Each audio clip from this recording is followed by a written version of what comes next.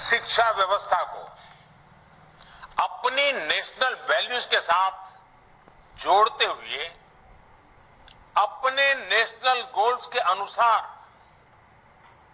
Reforms करते हुए आगे बढ़ता है। मकसद ये होता है कि देश का एजुकेशन सिस्टम अपनी वर्तमान और आने वाली पीढ़ियों को फ्यूचर रेडी रखे, फ्यूचर रेडी करे। भारत की नेशनल एजुकेशन पॉलिसी, राष्ट्रीय शिक्षा नीति का आधार भी यही सोच है। राष्ट्रीय शिक्षा नीति 21वीं सदी के भारत की नए भारत की फाउंडेशन तैयार करने वाली है। 21वीं सदी के भारत को हमारे युवाओं और हमारे युवाओं को जिस तरह की एजुकेशन की जरूरत है, जैसी स्किल्स चाहिए, राष्ट्रीय शिक्षा नीति पर इन बातों पर विशेष फोकस है। भारत को ताकतवर बनाने के लिए, विकास की नई ऊंचाई पर पहुंचाने के लिए भारत के नागरिकों को और सशक्त करने के लिए उन्हें ज्यादा से ज्यादा अवसरों के उपयुक्त बनाने के लिए इस एजुकेशन पॉलिसी में खास जोर दिया गया है। जब भारत का स्टूडेंट, चाहे वो नर्सरी में हो या फिर कॉलेज में साइंटिफिक तरीके से पढ़ेगा, तेजी से बदलते हुए समय और तेजी से बदलती जरूरतों के हिसाब से पढ़ेगा, तो वो नेशन बिल्डिंग में कंस्ट्रक्टिव भूमिका निभा पाएगा। साथियों, बीते अनेक वर्षों से हमारे एजुकेशन सिस्टम में बड़े बदलाव नहीं हुए थे। परिणाम ये हुआ कि हमारे समाज में क्यूरोसिटी और इमेजिनेशन की वैल्यूज को प्रमोट करने के बजाय भेड़ चाल को ही प्रोत्साहन मिलने लगा था। कभी डॉक्टर बनने के लिए होड़ लगी, कभी इंजीनियर बनाने की होड़ लगी, कभी वकील बनाने की होड़ लगी। इंटरेस्ट, एबिलिटी और डिमांड की मैपिंग किए बिना होड़ लगाने की प्रवृत्ति से एजुकेशन को बाहर निकालना जरूरी था।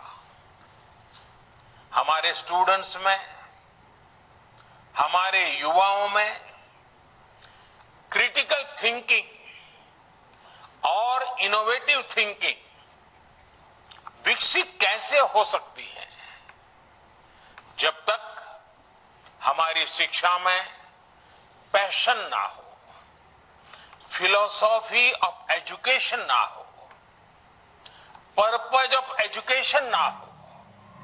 साथियों, आज गुरुवर रविंद्रनाथ ठाकुर की पुण्यतिथि भी है।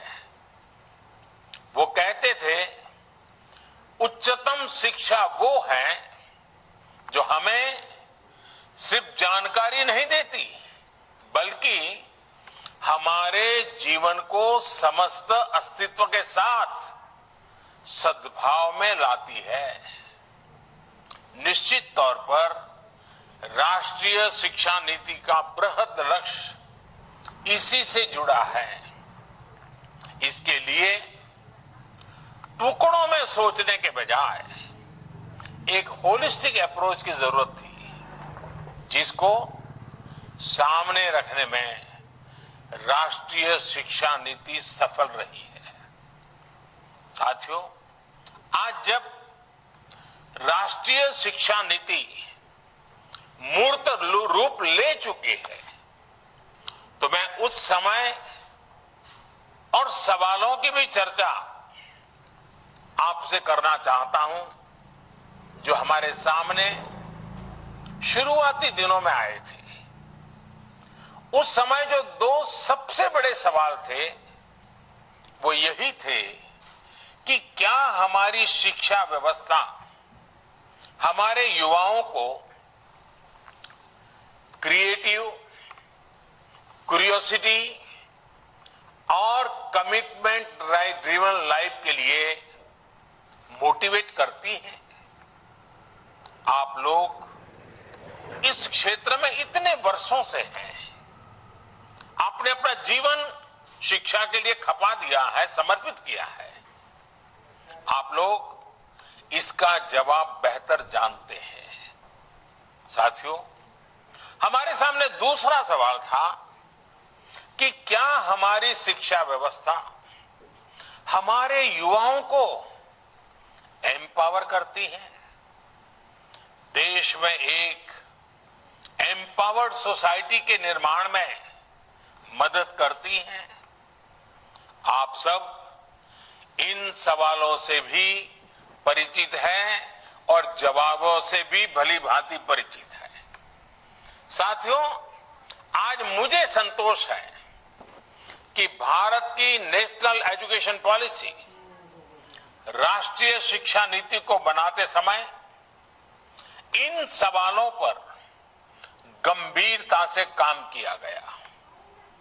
साथियों, बदलते समय के साथ एक नई विश्व व्यवस्था, एक नए रंग रूप और व्यवस्थाओं में बदलाव, एक नई विश्व व्यवस्था खड़ी हो रही है। एक नया ग्लोबल स्टैंडर्ड भी तय हो रहा है। इसके हिसाब से भारत का एजुकेशन सिस्टम खुद में बदलाव करे, ये भी किया जाना बहुत जरूरी था। स्कूल करिकुलम के 10+2 स्ट्रक्चर से आगे बढ़कर अब 5+3+3+4 करिकुलम का स्ट्रक्चर देना इसी दिशा में एक कदम है। हमें अपने स्टूडेंट्स को ग्लोबल सिटीजन भी बनाना है और इसका भी ध्यान रखना है कि वे ग्लोबल सिटीजन तो बने, लेकिन साथ साथ अपनी जड़ों से भी जुड़े रहें। जड़ से लेकर के जग तक, मनुष्य से मानवता तक, अतीत से आधुनिकता तक सभी बिंदुओं का समावेश करते हुए इस राष्ट्रीय शिक्षा नीति का स्वरूप तय किया गया है। साथियों, इस बात में कोई विवाद नहीं है कि बच्चों के घर की बोली और स्कूल में पढ़ाई की भाषा एक ही होने से बच्चों के सीखने की गति बेहतर होती है। ये एक बहुत बड़ी वजह है जिसकी वजह से जहां तक संभव हो 5th क्लास तक बच्चों को उनकी मातृभाषा में ही पढ़ाने पर सहमति दी गई है। इससे बच्चों को और बच्चों की नींव तो मजबूत हो।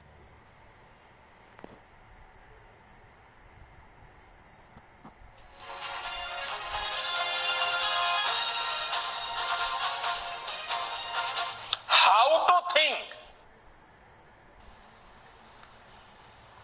और ये दौर ऐसा है जहां इंफॉर्मेशन और कंटेंट की कोई कमी नहीं है।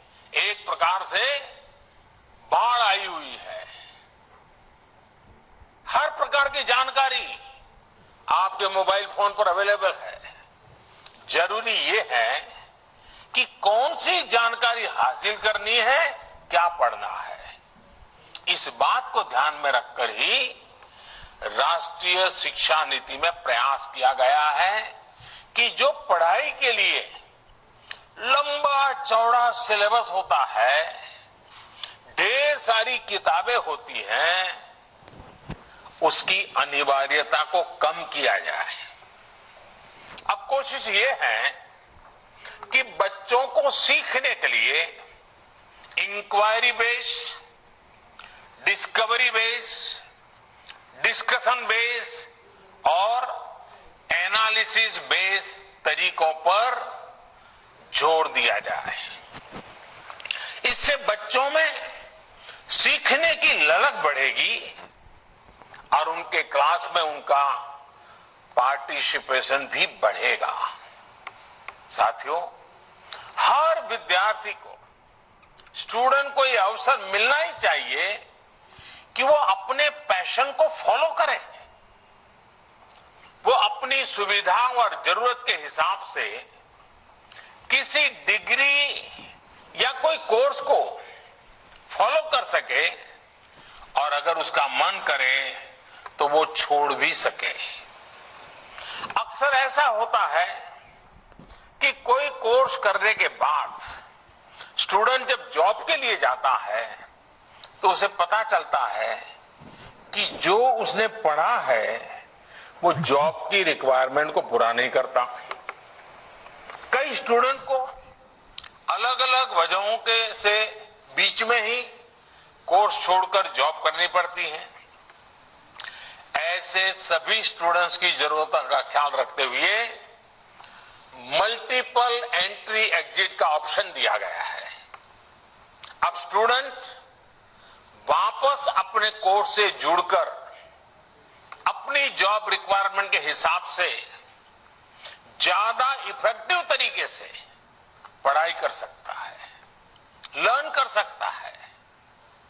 इसका एक और एस्पेक्ट है, जब स्टूडेंट्स को यह भी स्वतंत्रता होगी कि अगर वो कोई कोर्स बीच में छोड़कर दूसरे कोर्स में प्रवेश लेना चाहे तो वो कर सकते हैं। इसके लिए वो पहले कोर्स से एक निश्चित समय तक ब्रेक ले सकते हैं और दूसरा कोर्स ज्वाइन कर सकते हैं। हायर एजुकेशन को स्ट्रीम से मुक्त करने,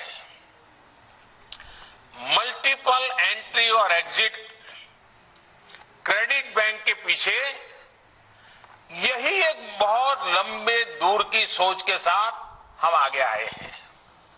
हम उस एरा की तरफ बढ़ रहे हैं जहां कोई व्यक्ति जीवन भर किसी एक प्रोफेशन में ही नहीं टिका रहेगा।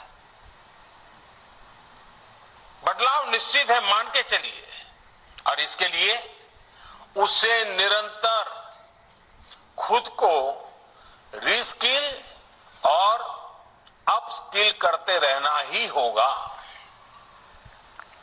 नेशनल एजुकेशन पॉलिसी, राष्ट्रीय शिक्षा नीति में इसका भी बारीकी से ध्यान रखा गया है। साथियों, किसी भी देश के विकास में एक बड़ी भूमिका रहती है समाज के हर तबके की गरिमा, उसकी डिग्निटी। समाज का कोई व्यक्ति कोई भी काम करता हो, कोई निम्न नहीं होता है। हमें ये सोचना चाहिए कि भारत जैसे सांस्कृतिक से समृद्ध रहे देश में ये बुराई कहां से आई? ऊंच नीच का भाव, मेहनत मजदूरी करने वालों के प्रति हीन भाव, इस प्रकार की विकृति हमारे अंदर कैसे घर कर गई? इसकी एक बड़ी वजह रही है कि हमारी एजुकेशन का समाज के इस तबके के साथ एक डिस्कनेक्ट रहा।